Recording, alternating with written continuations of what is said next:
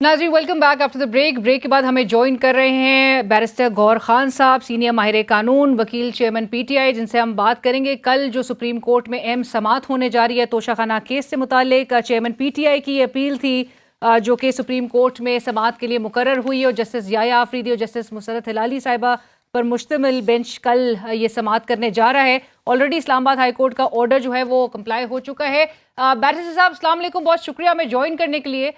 Barrister साहब, like I said will start of with कि कल ये जो अहम समाअत होने जा रही है, किस हद तक रिलीफ की तवक्को रखते हैं? इस्लामाबाद हाई कोर्ट का ऑर्डर सबके सामने है, कंप्लाई हो गया है। आपको लग रहा है कि कहीं ना कहीं आपको रिलीफ जो है वो मिल सकेगा?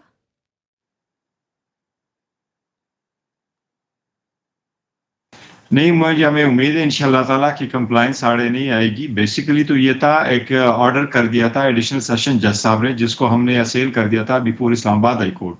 और इस्लामाबाद हाई कोर्ट में जो हमारी तीन रिविजन्स पड़ी थी, एक ये कि एडिशनल सेशन जज साहब डायरेक्टली इंटरटेन नहीं कर सकते थे, और दूसरा हमारा प्ली ये था कि ये जो कंप्लेंट फाइल हो चुकी है by the election commission against Khan साहब, तो ये इंटरटेनेबल नहीं है, और ये अनऑथराइज्ड पर्सन ने फाइल किया और ये टाइम बार्ड भी है। साथ ही हमने एक एप्लीकेशन ये भी फाइल की हुई थी कि जज साहब ने अपने तरफ से चार्ज फ्रेम किया था और ना उसको पढ़ के सुनाया गया था, ना हमारे सामने हुआ था, तो लिहाजा जज साहब से हमारे केस को भी ट्रांसफर किया जाए।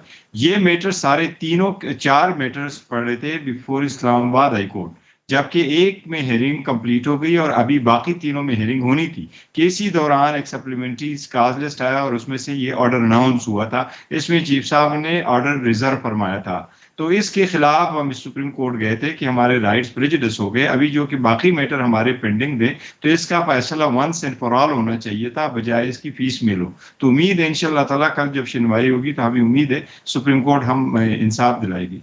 राइट। अब मैं एक ज़रूर सवाल करना चाहूँगी आपसे बैरिस्टर साहब। ब्रेक से पहले हमारे साथ वज़ीर आज़म के मामले खुसूसी जनाब अता तारर साहब मौजूद थे, और मैंने चूंकि उनसे सवाल किया कि जो तोशाखाना फौजदारी केस है, ये जो कार्रवाई है, इससे मुताल्लिक चूंकि आपको पता है आज के उसमें जिरा भी हो रही थी, और ये सवाल बड़ा बुनियादी हैसियत रखता है इसलिए भी है कि कैबिनेट डिवीज़न के पास तोशाखाना के तवाइफ की जो तमाम तफसीलात है वो मौजूद है, एफबीआर के पास गोशवारों की तफसीलात मौजूद है, और स्टेट बैंक के पास तमाम बैंक अकाउंट की डिटेल्स हैं। तो गवाहान, मेरा सवाल था कि विटनेसेस इन इदारों में से क्यों नहीं किसी को जो है वो मुकर्रर किया गया या कोई सामने नजर आया?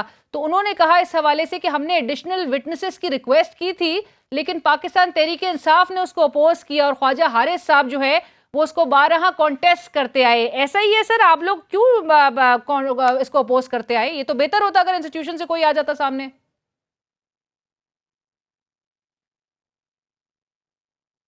देखिए, इनका तो बिल्कुल राइट था कि जो पार्टी अपना कंप्लेंट फाइल करती है, उस पार्टी ने कंप्लेंट को इस्टेब्लिश करना होता है, और उनको चाहिए था कि जिस दिन ये कंप्लेंट फाइल करते उसी दिन उसके साथ पूरी लिस्ट लगाते। ये हर अक्यूज का राइट होता है कि वो अब प्रोसिक्यूशन की तरफ से जो भी एप्लीकेशन हो उसको हार्डली कंटेस्ट करे कि ये अनलॉफुल है, और ये अगर उसको नहीं बनता कानूनी तौर पर तो उसको कंटेस्ट करता है। कोई अक्यूज प्रोसिक्यूशन की किसी एप्लीकेशन को कंसीड नहीं करता। इसलिए लेकिन उनको चाहिए था कि अगर आपकी एप्लीकेशन डिसमिस हो गई और आपको समझते थे कि नहीं ये जरूरी था आपके केस के लिए, तो इसलिए फिर आपको हाई कोर्ट जाना चाहिए था। ये हाई कोर्ट तो चले नहीं गए, फॉर सम रीजन ये इसको बड़ा जल्दी से वाइंड अप करवाना चाह रहे थे। इनकी दरखास्त जरूर आई थी और उन्होंने दो तीन बंदों के नाम दिए थे, बट वो कैसे आप गवाह बना करके ला सकते हैं? पहले आपने कंप्लेंट में उसका जिक्र किया होता, उसके डॉक्यूमेंट पॉइंट आउट किए होते, वो डॉक्यूमेंट कमीशन में आए हुए होते, कमीशन ने उनको सुना होता, हमें उनका इल्म होता, तो तरीकेकार से जिस तरीके से चलते उस तरीके से आइए प्रोसीड करते, तो एप्लीकेशन तब जाके सक्सेसफुल होती। राइट, बट गौर साहब, आपका as a senior legal expert आपका अपना ओपिनियन, लीगल ओपिनियन इस पे क्या है? होने चाहिए थे, जरूरी होता और बेहतर होता? चूंकि जो विटनेसेस हैं उनके सामने नजर आ रहा है कि जी उनको या वो इलेक्शन कमीशन की समाअत का किसी भी समाअत का हिस्सा नहीं नजर आए। जो एक आपकी एक अपील भी गई थी कि जहां पर कंप्लेंट पे दस्तखत और थे, बयान पे दस्तखत और थे, तो इस किस्म के मामला जो है वो सरफेस ना होते। तो आपको लगता है कि बेहतर होता, रिकॉर्ड तमाम सामने आ जाता अगर इंस्टीट्यूशन की रिप्रेजेंटेशन होती इसमें?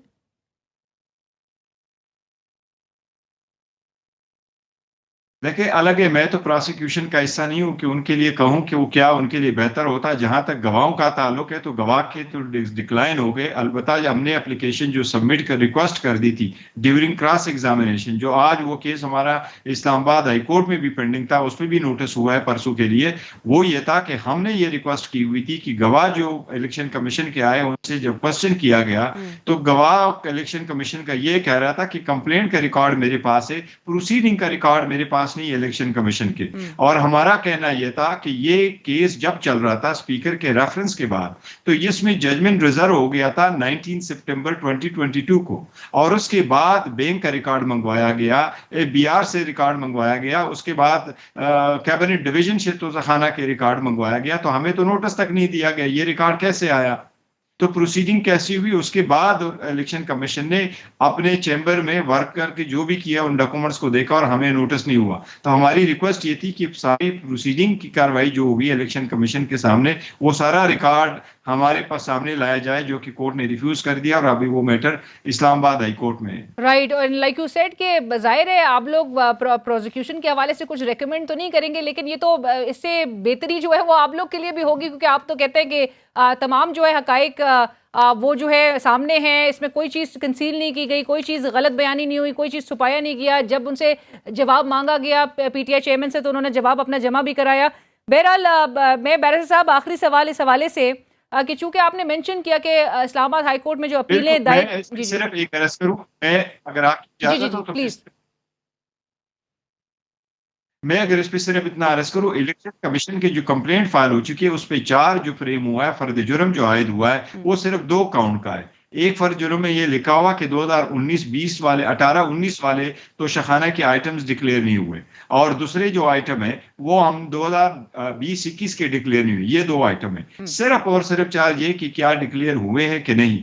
और अगर हमने उनको अपने सारा रिकॉर्ड रखा है, हमने टैक्स रिटर्न रखा है, टैक्स रिटर्न के जो हमने फाइलिंग की है वो इलेक्शन कमीशन के सामने डॉक्यूमेंट से पहले फाइल हो चुके थे, तो अगर हमने टैक्स रिटर्न में डिक्लेयर कर लिए थे तो क्या रीजन थी कि हम इलेक्शन कमीशन से छुपाते? हमने आइटम भी दिखाए, उसकी प्रोसीड्स भी दिखाई, ई टू जी मौजूद है। ये सिर्फ इलेक्शन कमीशन के हमें ना बुलाने का वजह है कि इलेक्शन कमीशन इसको देख नहीं सका कि ये डिक्लेरेशन हो चुकी है, और ये मैटर हमारा इस्लामाबाद हाई कोर्ट में रिट पिटीशन में भी पेंडिंग है। और जो हम कह रहे हैं कि ये मैटर अगर इस्लामाबाद हाई कोर्ट ने मेरिट पे सुना, सारे पार्टीज को सुना, बड़ा ओपनली सुना, तो इंशाल्लाह ताला हमें वहां से भी रिलीफ मिलेगा कि इलेक्शन कमीशन ने इसको मिसरीड किया था और हम सारा कुछ डिक्लेयर कर चुके हैं। राइट, बैरिस्टर साहब आप समझते हैं गुज़िश्ता रोज और जो कि बड़े एक अनफॉर्चुनेट सिचुएशन नजर आई अदालत में, और कि अदालत को आज भी जज साहब को ये कहने पड़ा कि पुलिस को, बल्कि उन्होंने कहा कि जी ये दरवाज़ा जो है वो बंद खोल ना हो और मेक श्योर करे कि ये दरवाज़ा बंद ही रहे। और जिस तरह की कल एक सिचुएशन रूनुमा हुई थी जिस पर पुलिस ने कहा कि जी बाहर वकला लड़ाई कर रहे होते हैं, आपको लगता है कि हुकूमती नुमाइंदगान की तरफ से या उनकी साइड से वकला का अदालत में आना, जबकि वो मुद्दई भी नहीं है, कहीं किसी हद तक केस को इन्फ्लुएंस करने की कोशिश है? ये इलेक्शन कमीशन ऑफ पाकिस्तान जो कि आइन कहता है इलेक्शन एक्ट 2017 के भी मुताबिक, जिसने एक न्यूट्रल एक रोल प्ले करना है, उसको किसी न किसी तरह से मुतासर करने की कोशिश की जा रही है?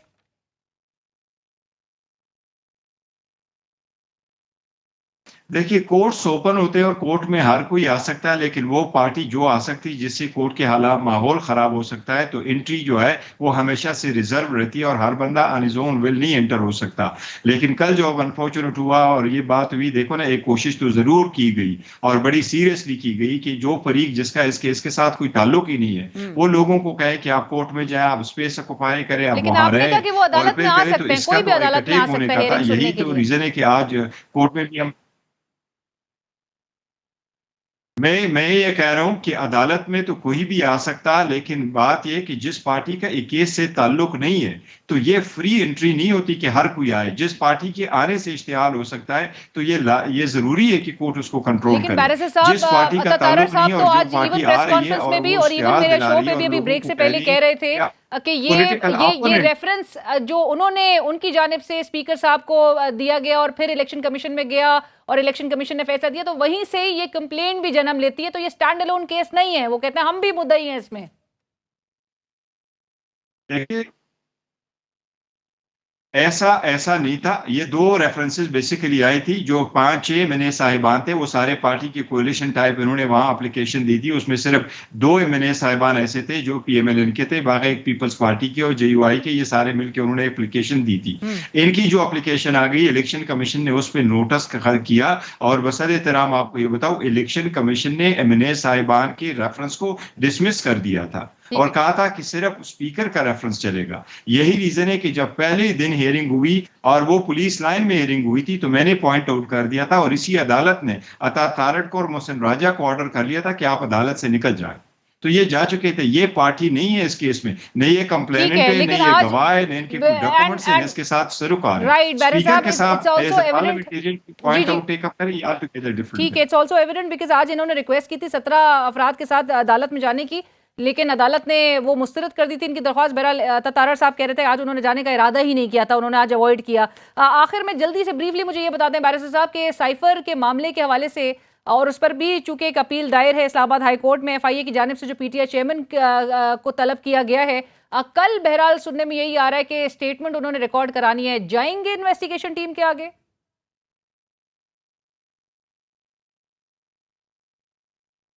देखो खान साहब आज तो गए हुए थे, कल का भी मुझे अंदाजा नहीं है कि क्या सिचुएशन है। सिक्योरिटी कंसर्न अगर नहीं हो, अगर कल जाना जरूरी है तो जरूर जाएंगे। लेकिन ये हमारा विदाउट ड्यू रिस्पेक्ट ये जरूर है कि एफआईए के पास इसकी जुरिस्डिक्शन नहीं है। और ये तो मैटर ऐसा है कि देखो साइफर एक हकीकत है, वो तो आया हुआ था, डिमार्च कराया गया था, कमीशन बन गया था, इंक्वायरी हो गई थी, जो नेशनल सिक्योरिटी कमेटी है उन्होंने भी नोट कर दिया था, सब कुछ कर दिया था। सब सामने है, लेकिन बैरिस्टर साहब आपने कहा जाना जरूरी है। अगर जाना जरूरी है तो फिर अपील की तरफ दरख्वास्त क्यों इस्लामाबाद हाई कोर्ट में दायर की गई है कि उनको रोका जाए?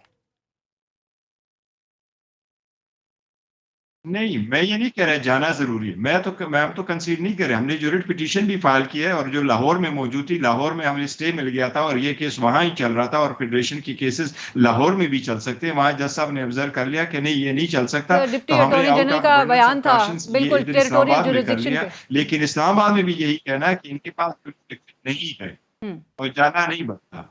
Right, thank you so much barrister साहब, बहुत शुक्रिया आपके वक्त का। बैरिस्टर गौहर खां, वकील पीटीआई चेयरमैन और सीनियर माहिर कानून, इस वक्त हमसे बात कर रहे थे।